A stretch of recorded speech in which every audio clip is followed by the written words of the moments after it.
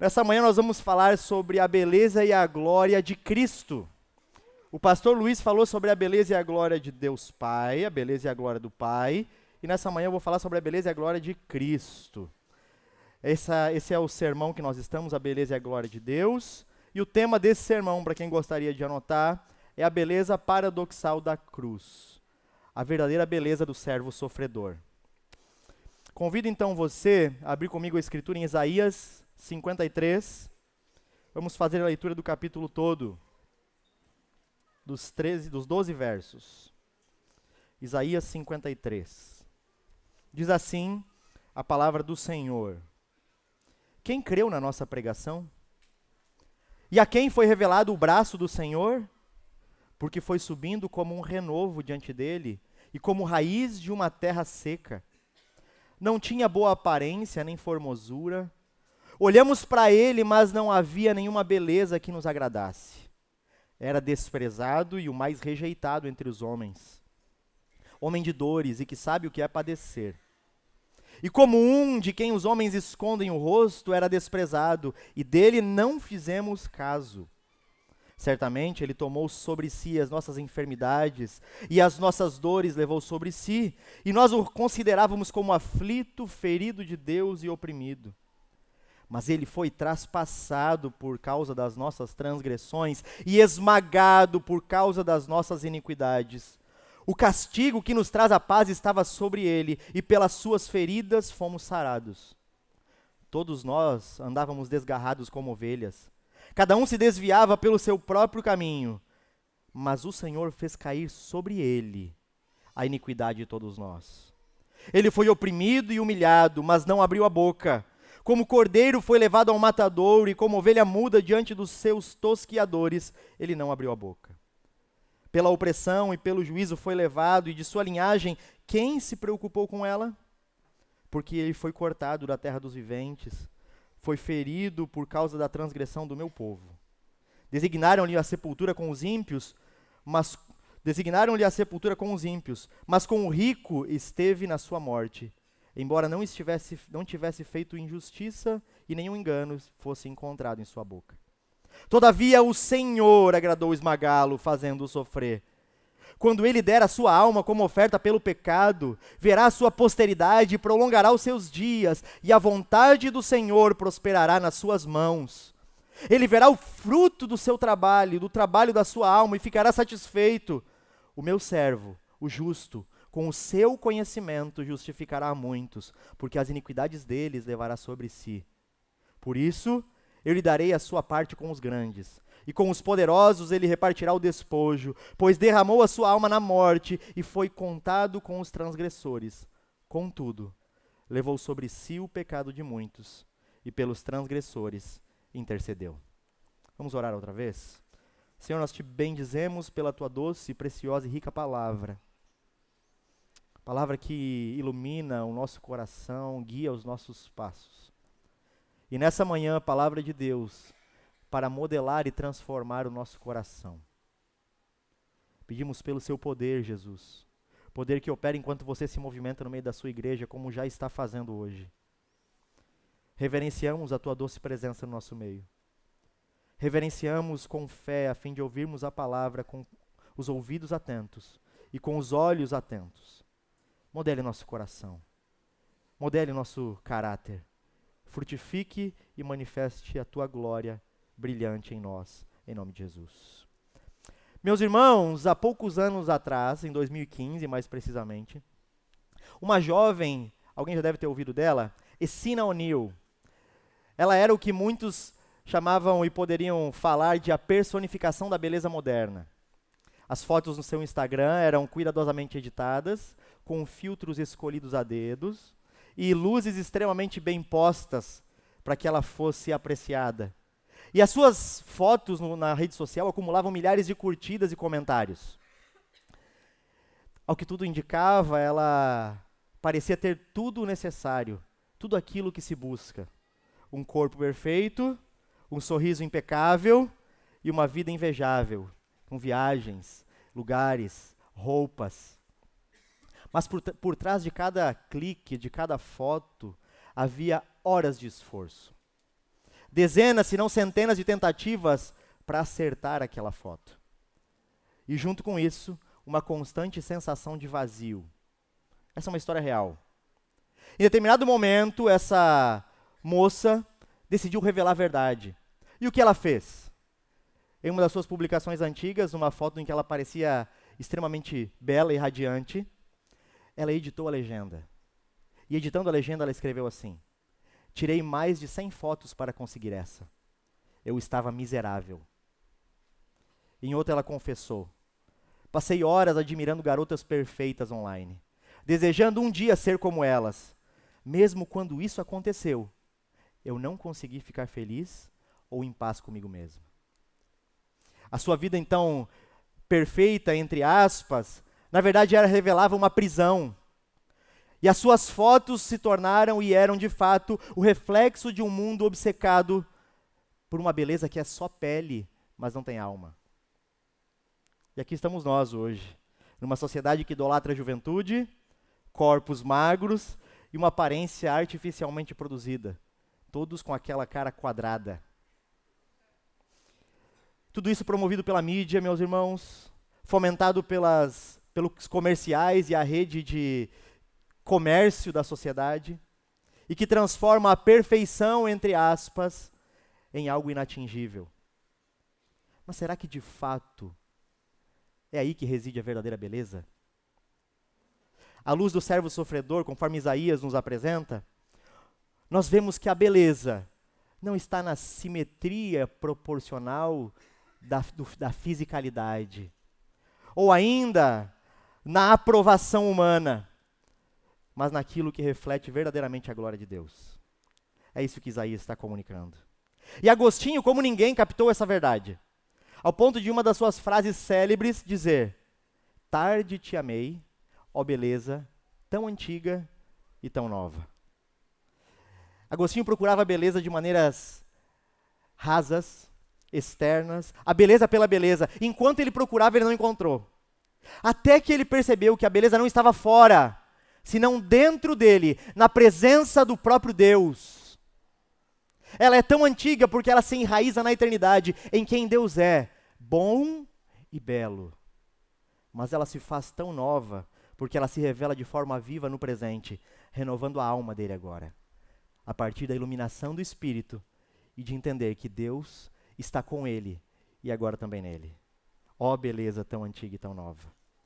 E hoje, ao meditarmos na cruz, nós somos convidados, meus irmãos, a deixar para trás então a superficialidade e abraçar uma beleza que transforma, não que apenas causa admiração, mas uma beleza que transforma, que não apenas encanta, mas restaura, que não apenas brilha, mas redime. A cruz, meus irmãos, é o lugar onde a verdadeira beleza reside. E a verdadeira beleza ali brilha em contraste com os padrões da beleza que a sociedade promove. Eu gostaria de propor a pergunta que vai nos nortear nessa manhã.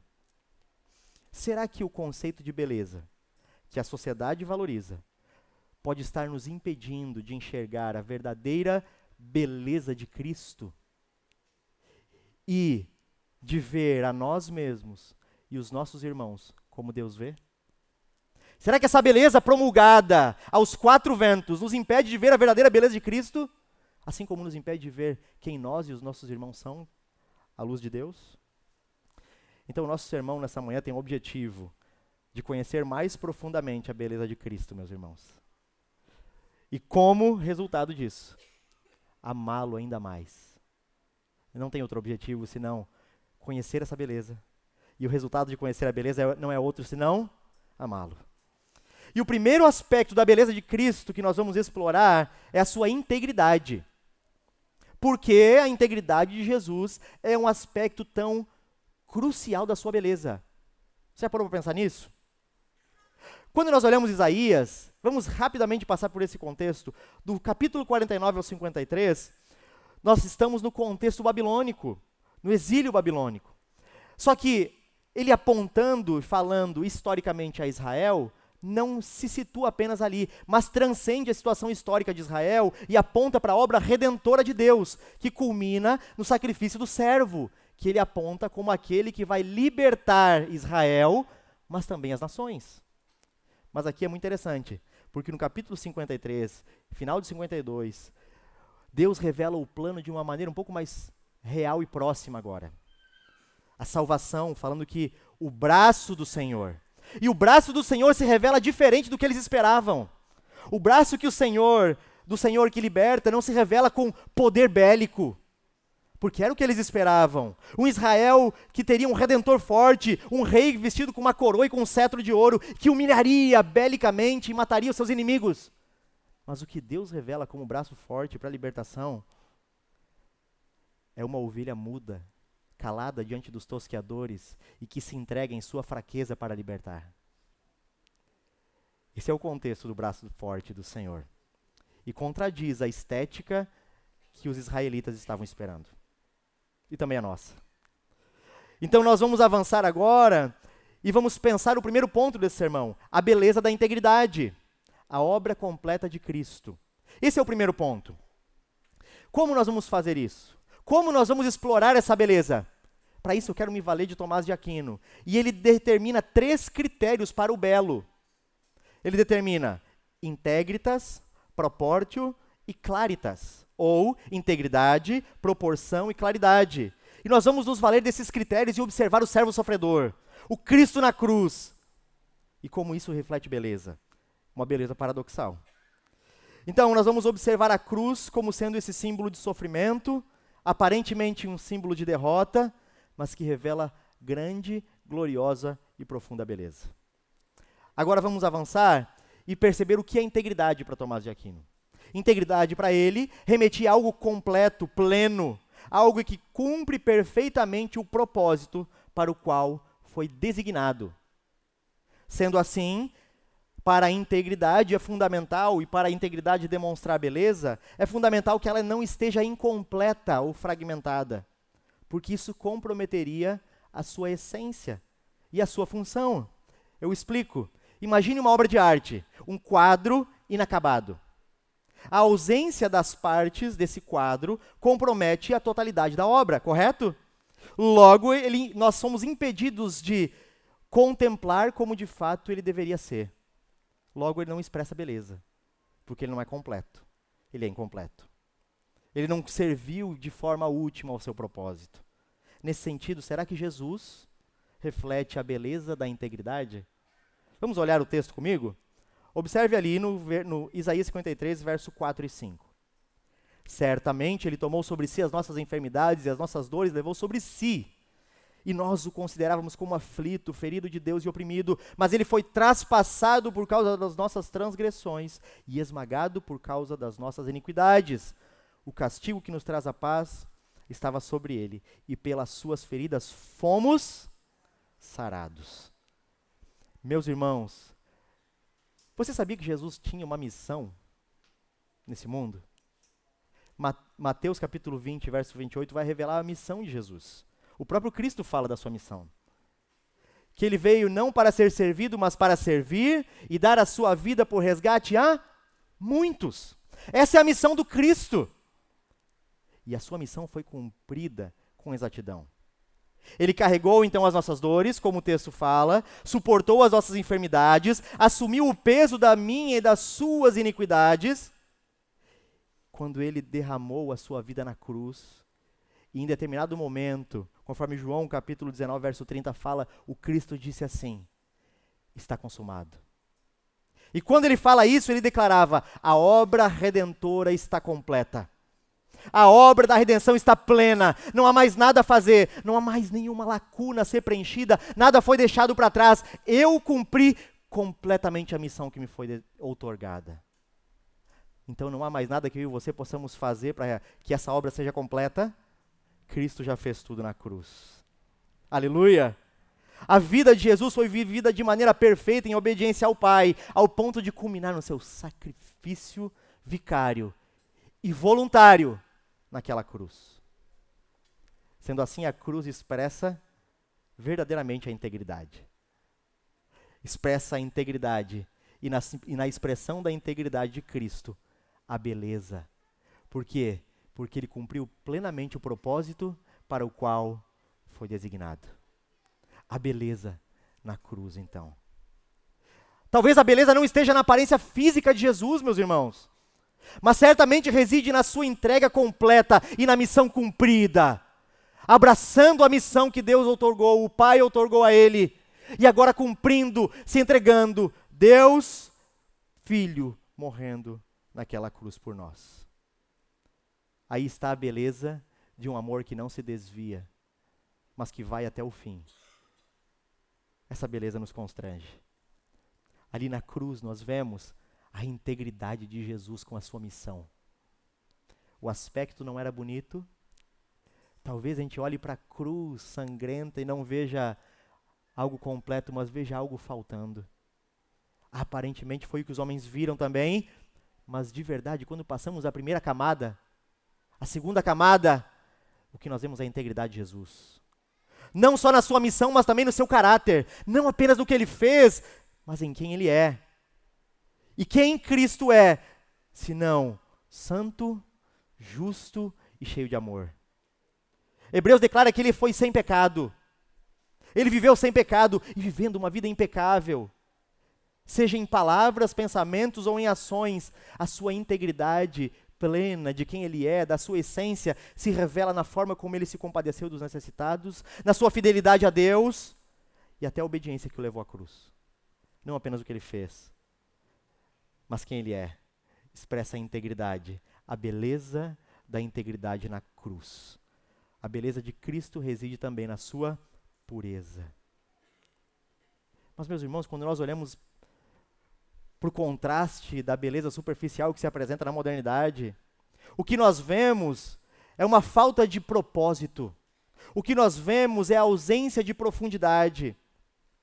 Nós vemos que a beleza moderna, o conceito de beleza moderna é tão efêmero, não é íntegro. Falta, e por faltar, aqueles que buscam se aformar a esse conceito, se encontram também vazios, inseguros, insatisfeitos, constantemente buscando algo que não consegue supri-los. Você sabe então por que muitas vezes nós nos sentimos inseguros e insatisfeitos?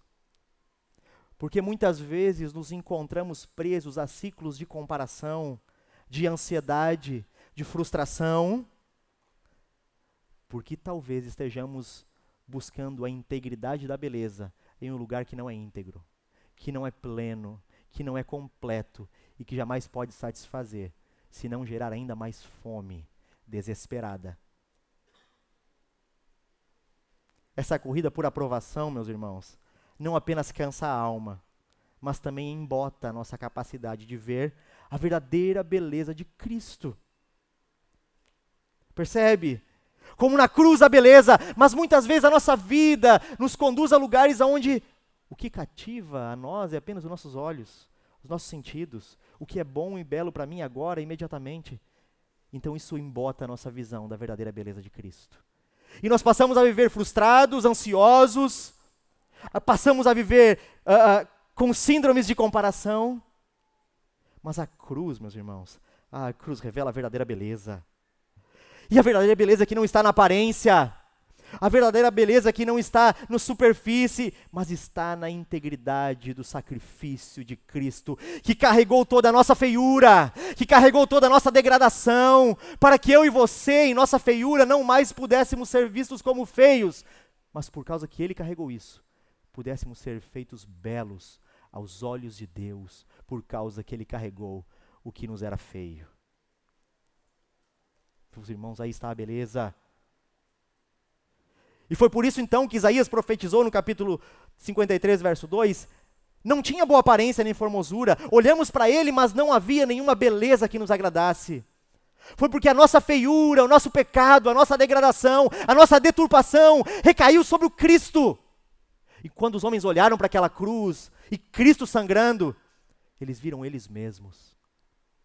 Eles viram o pecado deles mesmos. Eles olharam e viram a sua própria feiura estampada naquela cruz. Eles não foram mais fundo, vendo aquela missão cumprida e a paz restaurada. Quando nós olhamos o Evangelho, meus irmãos, o Evangelho da cruz de Cristo, e não ficamos fascinados com a beleza de Jesus, Talvez isso aconteça porque nós não estamos vendo Cristo. Nós estamos olhando o Evangelho a partir de nós mesmos. Talvez nós estejamos olhando e contemplando apenas os nossos desejos, as nossas vontades, as nossas necessidades, e não Cristo. Mas pela fé que é dom de Deus, podemos recobrar essa visão e olhar de novo para aquela cruz. E agora, pela fé, olhar e contemplar a beleza do Cordeiro de Deus que tira o pecado do mundo, meus irmãos. Sair desse ciclo de comparação, de insatisfação. E olhar para Jesus e ter tudo o que nós precisamos. A beleza de Jesus se manifesta na sua integridade e nos convida a romper com a superficialidade da beleza desse século. O que realmente é belo, então, meus irmãos, quando olhamos para a cruz, é ver que a integridade da nossa vida deve ser vivida para a glória de Deus.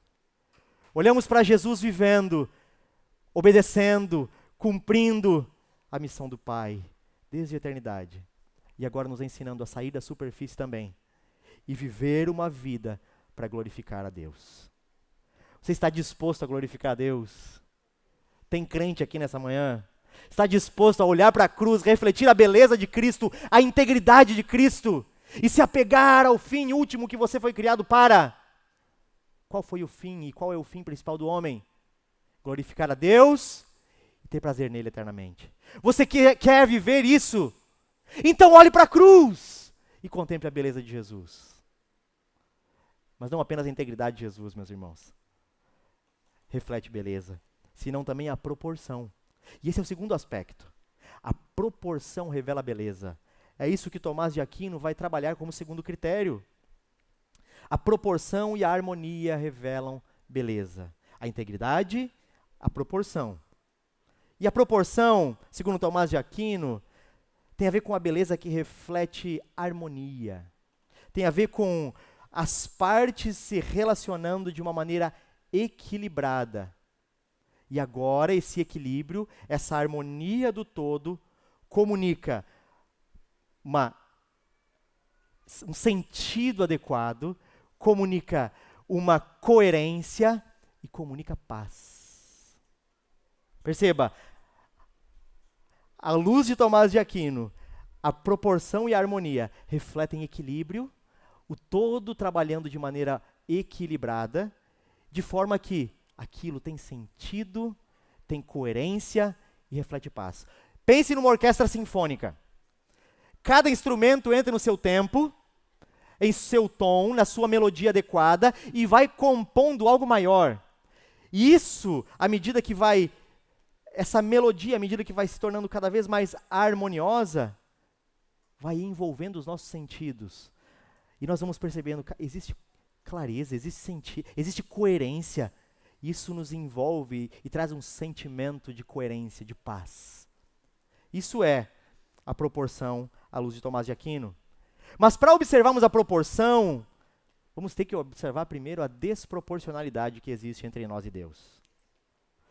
Olha o texto de Isaías 53, versos 6 e 7. Todos nós andávamos desgarrados como ovelhas. Cada um se desviava pelo seu próprio caminho, mas o Senhor fez cair sobre ele a iniquidade de todos nós. Ou seja, todos nós pecamos, estávamos destituídos da graça e da glória de Deus, incoerentes, desviando-se, mas recaiu sobre Cristo a nossa iniquidade. Ele foi oprimido e humilhado, não abriu a boca, o Cordeiro de Deus foi levado ao matadouro, no meu e no seu lugar, e como ovelha muda diante dos tosqueadores, não abriu a boca. Meus irmãos, como Deus poderia resolver o maior dilema da humanidade? Criou o homem à sua imagem e semelhança, o homem se rebela, peca, agora se desvia dos caminhos do Senhor, quebra o relacionamento com Deus, e por consequência, essa ofensa é gravíssima. O pecado do homem se torna gravíssimo. Essa ofensa é infinita, porque foi contra um Deus infinitamente santo e eterno. Como solucionar e pagar essa dívida então? Talvez você fale, morrendo para quitar. Não tem como. A nossa morte é insuficiente. Nós não podemos dar a Deus o que nós não temos. E nós não temos vida em nós mesmos. Talvez você fale oferecendo sacrifício de animais. Não, isso não seria completo e tão pouco justo. E o sangue de animais não poderia remover o pecado. Hebreus 10:4. Talvez você diga, tá bom, então vamos obedecer a Deus plenamente. Impossível, porque a nossa natureza está corrompida pelo pecado. E o dilema é esse então. Como reconciliar um peso de dignidade infinito de Deus com o peso do homem que é nulo, vazio? O que nós temos dessa balança? Proporção? Harmonia? De forma alguma, o que temos é desproporcionalidade. Há um dilema. O cenário aqui é de desordem, é de desolação, é de desespero e de incapacidade. Mas a boa notícia, meus irmãos, a boa notícia é o que Isaías falou exatamente aqui. Nós andávamos, nos desviávamos, mas o Senhor fez recair sobre ele a iniquidade de todos nós. E como uma ovelha muda que vai ao matadouro, que não reclama diante dos seus tosqueadores, ele se entregou no meu e no seu lugar. A cruz, então, meus irmãos, resolve esse dilema para nós. Deus, na cruz, resolveu esse dilema da desproporcionalidade. Jesus, sendo Deus, não considerou o ser igual a Deus algo ao qual ele deveria se apegar. Antes se humilhou e se fez como homem. Como homem viveu de maneira perfeita, sem pecado, e suportou a penalidade que era para nós suportarmos, mas não conseguiríamos, oferecendo então a sua vida como um sacrifício no meu e no seu lugar. E dessa forma, ele cumpriu a justiça divina. Justiça que exigia que o pecado fosse punido, mas também, enquanto isso, revelava a misericórdia de Deus, o Deus que deseja salvar pecadores. Meus irmãos, você consegue perceber a proporção e a harmonia da cruz? A cruz revela uma harmonia que não é estética. A cruz talvez seja o lugar mais desproporcional esteticamente. Um justo morrendo por injustos. Aquele que não tem culpa morrendo pelos culpados. Mas espiritualmente, quando olhamos para a cruz, descobrimos uma harmonia que a humanidade é incapaz de imitar. A justiça de Deus e o amor de Deus refletem a perfeita proporção na cruz. O Deus que é justo e pune o pecado. O Deus que é santo e precisa punir. Mas balanceando do outro lado, Deus que é amor e misericórdia e quer salvar pecadores. Quando olhamos para a cruz e passamos pela camada sangrenta, nós vemos a proporção perfeita da justiça e do amor de Deus, revelando a beleza, a majestade e o esplendor da cruz. Meus irmãos, dessa forma, a cruz nos mostra que a verdadeira beleza reside numa vida de entrega e de obediência ao propósito de Deus. Afinal, foi isso que Cristo fez. Ele cumpriu a missão e cumpriu a missão obedecendo e se entregando até o fim. E uma vida de entrega e obediência reflete a beleza, a harmonia, a integralidade da glória de Deus.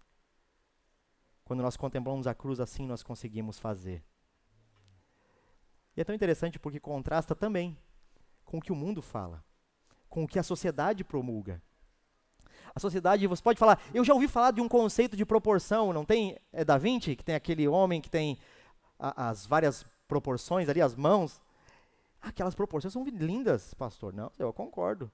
Mas a proporção que a sociedade, a cultura, o mundo, essa era promulga, é uma proporção distorcida. É uma proporção desleal. É uma beleza desonesta. Colocam padrões a serem alcançados de altura, de peso, de aparência, de família, de amor, de dar certo, de sucesso. E quem não se enquadra é simplesmente excluído. Então pessoas excluídas passam a desejar fazer parte e começam a correr atrás de uma harmonia exterior que é injusta e desleal, que traz mais insegurança, mais insensatez. Isso é desonesto. porque não reflete a realidade da humanidade. É impossível. Apesar de pregar a harmonização externa, ela deixa pessoas desarmonizadas no seu interior. A cruz, por outro lado, meus irmãos, nos chama a uma harmonia mais profunda e verdadeira. Enquanto o mundo ensina que nós devemos buscar equilíbrio. Equilibre os seus próprios interesses, afinal você precisa equilibrar a sua carreira, equilibrar o seu bem-estar pessoal, equilibrar a sua saúde. Você precisa, sim, você precisa, é muito legal. Mas talvez não de acordo com esses conceitos e ideais sociais. O Evangelho nos chama a viver em proporção com os valores de Deus e não com os valores dessa era.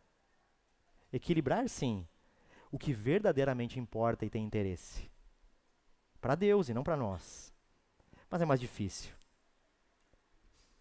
A harmonia de Cristo, meus irmãos, demonstrou a perfeição entre a justiça e o amor. E nos desafia também da mesma forma a viver assim. Nos desafia a olhar para essa cruz e não buscar a harmonia e o equilíbrio nos moldes dessa era, mas buscar sim viver em proporção e harmonia com os valores que o próprio Deus determina na sua palavra. Sendo assim, certamente a nossa luz irá brilhar como o sol do meio-dia e irá refletir a beleza e a glória de Cristo Jesus. Meus irmãos, nós devemos refletir o equilíbrio entre a santidade e o amor, entre a verdade e a misericórdia, e podemos refletir isso à medida que contemplamos Jesus, que sofreu e morreu por nós. Uma beleza que talvez não atraia os olhos, mas que certamente transforma o mais profundo no nosso coração. Aleluia! Você consegue ver Cristo na cruz e a sua beleza? Na harmonia e na proporção entre a justiça e o amor? O Deus que se fez justo por punir o pecado, mas também justificador de todo aquele que crê. Bendito seja o nosso Deus. Que possamos juntos buscar refletir a beleza do coração de Cristo. Amém? E o terceiro ponto, nós vamos pensar a beleza à luz da claridade. A beleza da claridade. Se falamos da integralidade, se falamos da proporcionalidade, da harmonia, agora falamos da claridade. Esse é o terceiro critério tomista. E a claridade para Tomás de Aquino está no resplendor, ou no esplendor que permite que a beleza seja percebida. Como assim? É como uma luz que revela a essência de algo, que torna visível a natureza daquele algo. O esplendor, a claridade, é como se você visse uma barra de ouro. E aquela barra de ouro não apenas reflete a iluminação, mas ela emana uma luz que comunica, que revela a essência, a pureza que ela carrega e a sua essência e valor intrínseco. A claridade reflete a essência do ser. E isso que o torna belo, porque ele tem um destino e agora a integralidade dele faz com que ele cumpra aquilo para o qual foi destinado, de maneira perfeita e harmônica e equilibrada, refletindo a beleza e o fim para o qual ele foi criado. E à medida que ele cumpre isso, ele reflete e ilumina a sua essência. E aí reside a verdadeira beleza. Para isso, nós vamos ler o texto de Isaías 53, verso 10 a 12, que diz assim: Todavia, foi da vontade do Senhor moê-lo, fazendo-o enfermar. Quando ele der a sua alma como oferta pelo pecado, verá sua posteridade e prolongará os seus dias. E a vontade do Senhor prosperará nas suas mãos. Ele verá o fruto do penoso trabalho da sua alma e ficará satisfeito. O meu servo, o justo, com o seu conhecimento justificará muitos, porque as iniquidades deles levará sobre si. Por isso lhe darei a sua parte com os grandes, e com os poderosos repartirá o despojo, porquanto derramou a sua alma na morte e foi contado com os transgressores. Contudo, levou sobre si o pecado de muitos e pelos transgressores intercedeu. Quando pensamos a claridade e olhamos para a cruz, isso parece meio incoerente, meio paradoxal. Mas a cruz é o lugar onde a claridade da beleza de Cristo resplandece de forma incomparável, meus irmãos. A claridade da beleza de Cristo resplandece naquela cruz como em nenhum lugar. Isaías nos diz que foi da vontade do Senhor moê-lo. O que isso revela? Você parou para pensar? O que isso revela? Meus irmãos, isso revela que não foi uma tragédia acidental a cruz. Isso revela que a cruz, a morte de Cristo no madeiro, não foi a vitória dos seus inimigos, mas é parte do plano eterno de Deus para redimir a humanidade. E à primeira vista, a cruz parece um cenário de vergonha, de escuridão, de derrota. Afinal, ali o Cristo morreu. Afinal, ali o Cristo verteu o seu sangue. Afinal, ali ele foi desfigurado, humilhado e rejeitado. Mas em meio a essa escuridão, é exatamente ali, em meio a essas densas trevas, que a luz do amor divino brilhou mais intensamente do que qualquer outro momento e lugar na história, naquela cruz sangrenta, naquele dia terrível. Deus assim havia pensado desde a eternidade. Foi ali naquele lugar escuro que a morte de Cristo venceu a nossa morte. Foi ali naquele lugar obscuro que a luz que irradia e traz a liberdade raiou para nós. Não foi escuro, talvez aos olhos, mas certamente não aos olhos de Deus. Meus irmãos, a cada golpe que Cristo levava, a cada gota do seu sangue derramado, naquela cruz resplandecia um raio de luz que revelava a profundidade do amor e da grandeza da misericórdia de Deus. Cristo foi moído para que nós fôssemos encontrados inteiros hoje. Cristo se entregou pelo pecado, não apenas morrendo naquela cruz, mas a sua morte trouxe vida a todos nós. A cruz então iluminou a verdade de quem nós somos, pecadores, carentes, mas também iluminou a verdade de quem Deus é. Aquele que ama e que quer salvar e vai até o fim para tal. A luz que resplandeceu nos ilumina, mas também ilumina quem Deus é a nós. Naquele lugar talvez escuro aos olhos, a luz que brilhou iluminou as nossas densas trevas do coração. E iluminou um Deus que é capaz de estar conosco em nossas maiores dificuldades e consolar o nosso coração nos maiores assombros, transformando o que era morte em vida.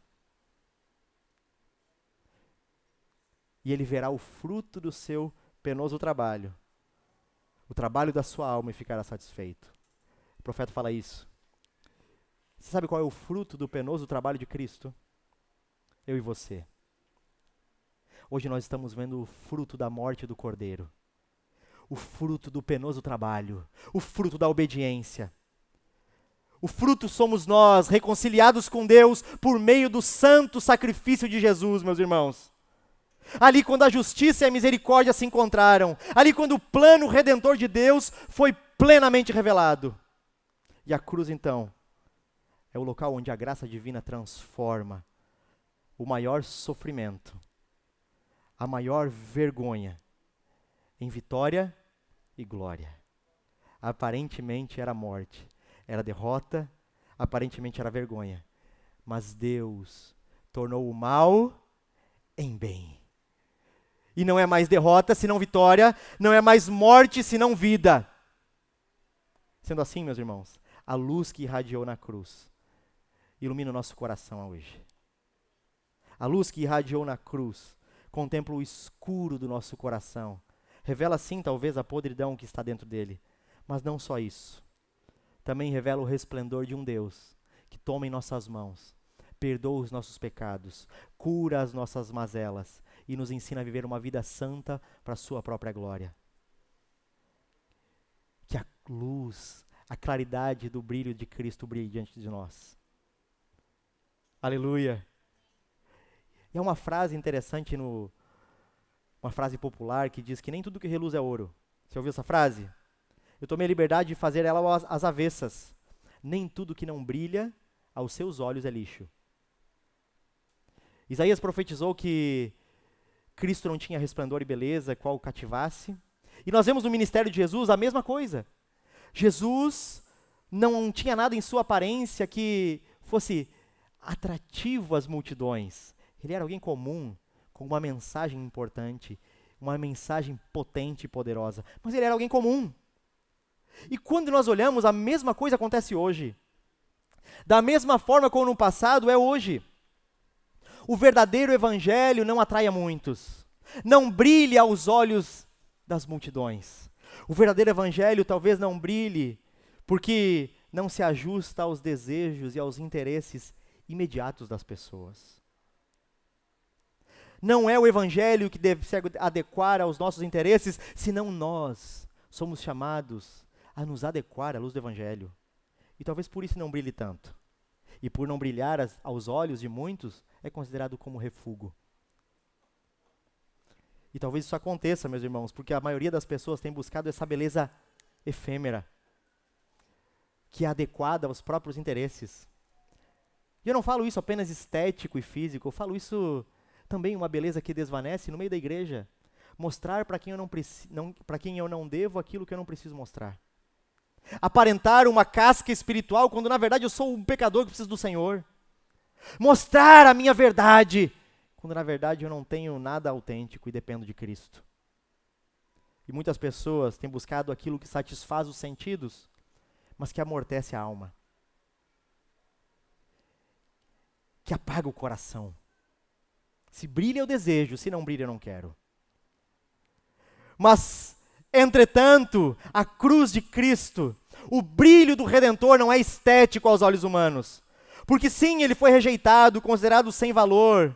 Mas justamente ali, no lugar de sofrimento e escuridão, que o resplendor da graça divina brilhou de maneira mais intensa, meus irmãos, ao ponto que o céu escureceu para contemplar a luz da glória de Cristo naquela cruz sangrenta. Cruz que expõe a verdade de quem nós somos e expõe a verdade de quem Deus é. O Deus que agora pode nos restaurar e transformar a nossa vida. Meus irmãos, quando nós olhamos para o servo sofredor, nós vemos integridade na sua missão, a harmonia da sua santa justiça e do seu puro amor, e nós vemos a clareza da sua graça manifesta na cruz. E essa claridade agora nos chama a deixar para trás o raso e superficial, a harmonizarmos com a vontade, os propósitos e os desejos de Deus, não com os dessa era. E somos convidados, à luz do servo sofredor e desse brilho que irradia na cruz, a permitir que essa luz invada e transforme tudo o que nós somos por tudo que Ele é. Meus irmãos, sendo assim eu volto para a pergunta inicial. Será que o nosso conceito de beleza, o conceito que a sociedade valoriza, pode estar embotando ou dificultando a nossa visão para enxergarmos a verdadeira beleza de Cristo, nós mesmos e o próximo como Deus vê? À luz dessas considerações, certamente sim. Certamente embota. Quando nós fixamos os nossos olhos nos padrões superficiais, e mesmo sem querer, talvez você fale, mas eu não faço isso, pastor. Eu sei, muitos de nós não fazem isso intencionalmente, mas à medida que vivemos, perdemos de vista a beleza da cruz de Cristo, a verdadeira beleza, aquele que é a beleza em si, aquele que é bom em si mesmo. E passamos então a buscar nos amoldar e a nos conformar com padrões sugeridos por pessoas que não querem mais nada a não ser de cativar os nossos sentidos e não o nosso coração. E dessa maneira acabamos ficando cegos, embotando a verdadeira visão da suprema beleza de quem Cristo é. Mas glória a Deus pela cruz, porque a cruz de Cristo, aquela cruz sangrenta, nos chama a romper com essa visão distorcida. Romper, e é poder de Deus para nos fazer romper com tudo isso. E então contemplar uma beleza que não desvanece, uma beleza que não é efêmera, uma beleza que não se apaga, pelo contrário, uma beleza que cresce e cresce cada vez mais, à medida que o grande dia se aproxima, meus irmãos. Quando contemplamos a cruz de Cristo, o sacrifício do nosso Redentor, morrendo em nosso lugar, para nos salvar e redimir o nosso coração, esse brilho nos encanta, esse brilho nos envolve, e é poder de Deus para rompermos com essas ideias sofismáticas e mentirosas que tentam distorcer a verdadeira beleza. A beleza de Cristo, então, supera as maiores belezas dessa terra. A beleza de Cristo, então, supera o que há de mais belo aos nossos olhos. As 7 maravilhas do mundo moderno são menores do que a glória e a beleza de Cristo. O pequeno bebê que você tem nos seus braços é menor e inferior à beleza e à majestade do Cordeiro de Deus. Uma bela paisagem, as cachoeiras caindo, e você sentado contemplando a natureza, é infinitamente menor do que a glória manifesta de Cristo, o Cordeiro de Deus na cruz, que tira e redime os pecados do mundo. Ele é mais belo do que tudo isso. Esse é o nosso Jesus. Esse é o nosso Jesus. O que está revelado nessa cruz é um amor que se inclina aos fracos e oprimidos. É um amor que se inclina aos pecadores. É um Deus que amou ao ponto de carregar as nossas dores e iniquidades, mas mesmo assim permanece compassivo na mesma medida que glorioso. A cruz, então, meus irmãos, é o ápice da beleza e da glória de Cristo. Não perca de vista o evangelho da cruz de Cristo. Não percamos de vista o evangelho do Cristo que padeceu como um servo fiel e sofredor. Aparentemente é difícil contemplar, mas permita ir mais profundo nessa realidade. Olhe com os olhos da fé. Olhe o que aconteceu por trás do sangue. Olhe o que aconteceu por trás da desfiguração. Olhe o que aconteceu por trás das vestes rasgadas, do corpo rasgado. Olhe através de tudo isso. Essa beleza não apenas deve ser admirada, mas ela deve ser vivida, meus irmãos. Ela deve ser refletida e ela deve ser proclamada. Dito isso, diante dessa beleza de Cristo, nós somos chamados a responder de alguma forma. E eu não consigo ver outra forma de resposta aqui, a não ser por meio de uma devoção renovada. Eu não consigo ver outra forma aqui, a não ser por meio de um coração que ama a presença de Jesus. Eu não consigo ver outra forma aqui, a não ser cristãos apaixonados por Cristo. Quando nós perdemos o brilho. Essa manhã foi uma manhã de celebração, porque nós vimos pessoas que viram a beleza da glória da cruz de Cristo. E vendo a beleza da glória da cruz de Cristo, escolheram confessar os seus pecados, se render a esse sumo redentor e sacerdote, confiar nele para a sua justiça, segurança e permanência. Eles viram a glória e a beleza de Jesus na cruz. Meus irmãos, eu convido vocês, à luz de Isaías 53, dessa beleza paradoxal da cruz, nós precisamos amar mais a presença de Jesus. Nós precisamos amar mais. Você lembra quando o seu coração era fascinado por Cristo? Quando você chorava pelo Evangelho? Quando você considerava amar as pessoas mais do que a si mesmo? Jesus não morreu na cruz para que eu e você pudéssemos ler bons livros apenas. Jesus não morreu na cruz para que pudesse nos ajudar apenas nos ajudar nas horas de dificuldade, ainda que Ele faça isso. Jesus não morreu na cruz para nos ajudar em decisões difíceis. Jesus não morreu na cruz simplesmente para que eu e você tivéssemos uma bonita família. Jesus morreu na cruz para trazer paz com Deus. E dessa forma, para que pudéssemos contemplar e desfrutar da sua glória. Que nós possamos contemplar a cruz de Cristo e sua beleza, mas que não para aí, porque Ele ressuscitou. E assim como Lázaro, meus irmãos, talvez nós esperemos passos práticos, mas Lázaro não precisava de passos práticos. O que Lázaro necessitava, recitando uma frase que eu vi nessa semana, ele estava precisando do poder da ressurreição. A cruz de Cristo é poder para nos colocar a viver uma vida que glorifica e reflete o amor e o coração de Cristo. Ore, ame, deseje Jesus. Permaneça na presença de Jesus, se deleitando simplesmente na solitude e na quietude de calar diante dele. Nós precisamos amar Jesus. É Jesus e a sua presença que vai transformar o nosso coração. É contemplar a cruz de Cristo, o Cristo redivivo agora, o poder da ressurreição que vai nos transformar de dentro para fora. Que vai nos fazer não mais inteligentes apenas, não melhores moralmente apenas, mas pessoas que manifestam o coração de Jesus uns aos outros. Que o Senhor nos ajude, meus irmãos, e que nós possamos juntos olhar para Cristo, contemplar naquela cruz o servo sofredor, e que a luz dele, essa é a minha oração, que o amor de Cristo cative nosso coração. Ele já morreu. Tudo que nós precisamos, nós já temos. O Evangelho é poder de Deus para tomar em nossas mãos e nos fazer simplesmente olhar para Jesus.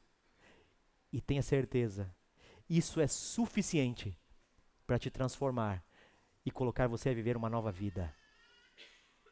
Olhe para Jesus, olhe para a cruz e desfrute da beleza e da glória de Cristo. Essa é a minha oração.